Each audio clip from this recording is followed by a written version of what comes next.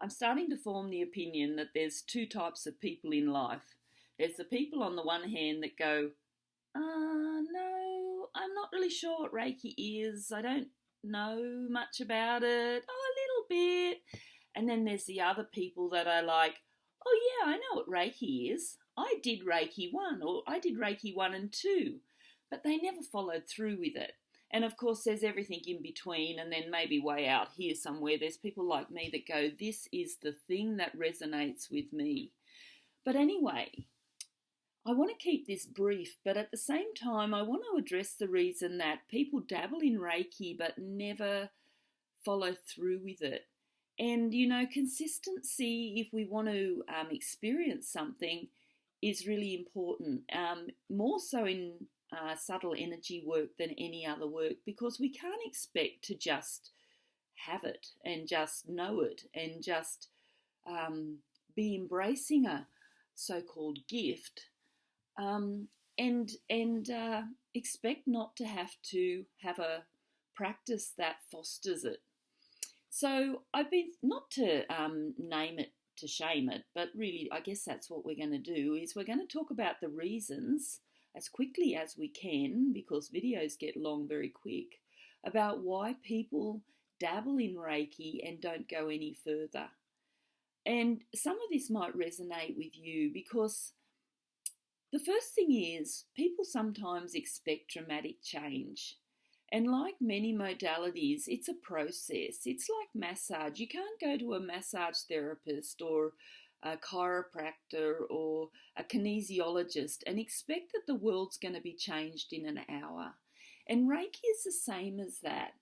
The second thing is that it's sometimes a stepping stone in other modalities. People do Reiki and then they kind of morph off into yoga, or it's to help their meditation practice, or it's to help in their massage, because the more they massage the bodies, they start getting more intuitive about the body. And Reiki can be very intuitive, and so it kind of goes hand in hand with that.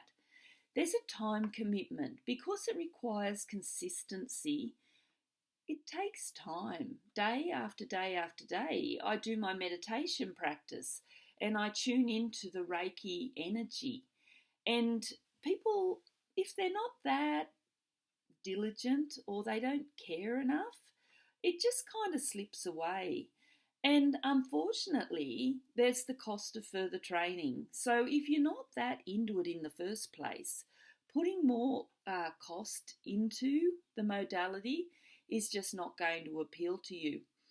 Now, one of the saddest things, I think, about people who don't follow through with Reiki is when they have a self-doubt. They don't believe that they're feeling the energy, or they don't believe that they can channel it like somebody else does. And they don't experience it in a strong way. Maybe they don't see colours, and maybe they don't feel heat, and maybe the tingling isn't there in their hands, and they hear all these other people saying, oh, this is how it happens for me. And so they go through this period of self-doubt, and I had that as well, and also the moment of overwhelm, when things do start to happen tangibly for you, and you start channeling energy and it feels overwhelming and even a bit scary. And I remember thinking, oh, why me? Why was I attracted to this? And the answer that I got was because you believed. Because you believed. It takes a lot of belief and a lot of faith to work with Reiki energy. And sometimes there's changes that happen, things that come to the surface that we're not ready to face. And if we don't have a mentor, which many of us don't, we go to a course and then kind of head off into the world all by ourselves. Me specifically, because my trainer, my master practitioner, was in Australia, and he was a very old man that didn't have technology at his fingertips, and he's in his 90s now, still around, beautiful old man. And he was my mentor while I was there. But in very short order, I moved to Canada. And all of a sudden, with no mentor, you can find yourself going down rabbit holes here, there, and the other. And it becomes actually a little bit, I don't want to say scary, but unguided. So you're like you've lost your tether or your anchor a little bit to reality if you're immersing yourself in subtle energy or in Reiki without any guidance. And books are great, and nowadays we have all sorts of YouTube and that sort of thing to watch, and we can join groups and societies, and but we have to do it, and we have to protect ourselves. It's one thing that I hammer on about with people who are fairly new is putting your protection on, protecting yourself from other people and protecting other people from you, particularly if you're going to be working with friends, family and beyond. And so I guess I would say, though, that it plants a seed. When you have an attunement, it plants a seed within you and it doesn't go away.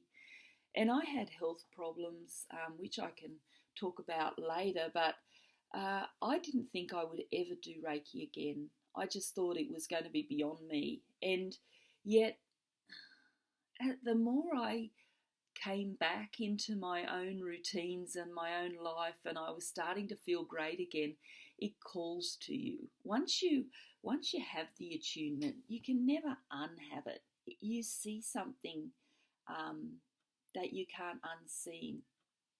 Anyway, I would like people who are interested to actually have the experience of Reiki.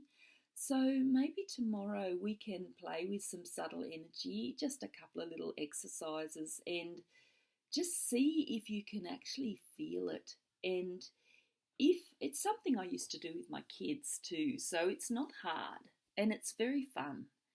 And if you've done Reiki, you will slip into this hopefully really easily.